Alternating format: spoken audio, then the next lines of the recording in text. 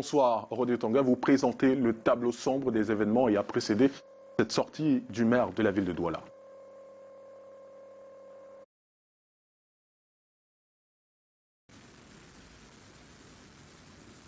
Bonsoir Alain Gisin Kanga, il faut peindre ici les fresques, 4 fresques précisément. D'abord le premier tableau, celui des artistes qui sont boycottés pour avoir fait leur travail uniquement, c'est-à-dire produire du spectacle. Ensuite, des accusations de boycott au faciès pour ces autres artistes-là et la riposte promise contre les artistes originaires de telle ou de telle région du Cameroun, et enfin le pamphlet d'une obscure organisation qui appelait à la ville morte ce jour à Douala en ciblant les communautés, de vraies horreurs pour la vie en public. Pour le dernier tableau, les épanchements dignes de liquide qui circulent dans les Ouattarautes, passez-moi cette expression brutale, mais c'était bien digne pour les Ouattarautes. Les auteurs de ces tracts ont écumé l'espace public depuis la fin de la semaine. On aurait cru que l'on préparait une vendetta d'une communauté contre une autre. Heureusement, il y a eu cet éclair, que dis-je,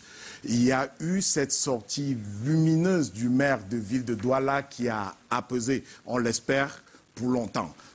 Bassadiné a magnifié le vivre ensemble, la cohésion nationale, avant de condamner le cortège de haine qui a escorté les basses manœuvres d'une foule d'intégristes. Pour dire les choses simplement, on a envie de dire après cela, avec les deals de la communauté urbaine de Douala, que plus jamais ça. Autant on devrait dénoncer le boycott actif des artistes camerounais, autant on devrait débusquer les influenceurs, entre guillemets, qui instillent la haine en trouvant des marqueurs ethniques à l'activisme des boycotteurs, autant que de la plus forte énergie, nous, Camerounais, nous devons montrer, ne monter aucune communauté contre une autre. C'est un crime. Il faut retrouver les auteurs du brûlot en circulation sur les réseaux sociaux en ce moment. Ils ne sont pas, Alain Gisin Kanga, des porte-parole de la communauté Sawa que nous connaissons, très hospitalière. Alors, mais Rodrigue, après la sortie du maire de la ville de Douala, que fait-on? Vous évoquiez récemment le cadre juridique.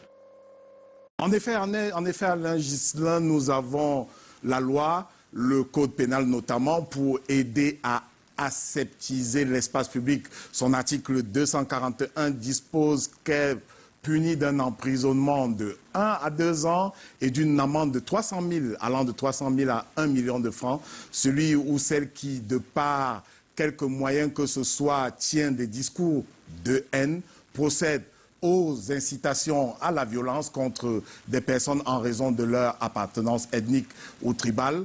Au moment de défendre cette loi en 2019 devant l'Assemblée nationale, nous nous souvenons, au moment d'apporter cette disposition nouvelle au code pénal lui-même qui a été retouché en 2016, Laurent Esso, le garde des Sceaux, soulignait que la montée du tribalisme dans l'espace public, surtout au niveau des réseaux sociaux, pourrait compromettre la sécurité du Cameroun, la cohésion sociale et le vivre ensemble. Le garde des Sceaux disait exactement, et je le cite, « Nous utilisons des mots qui vont au-delà de notre propre entendement, pouvant heurter certains esprits sensibles.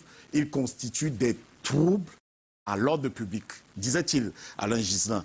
La loi est là, le champ de son application est clair, les procureurs et citoyens lambda ont le choix, Alain Gisin Kanga, soit recourir à elle pour faire reculer le tribalisme, c'est-à-dire poursuivre les haineux devant les tribunaux et systématiquement, ou ne pas recourir à elle et opter de faire route vers l'état de nature.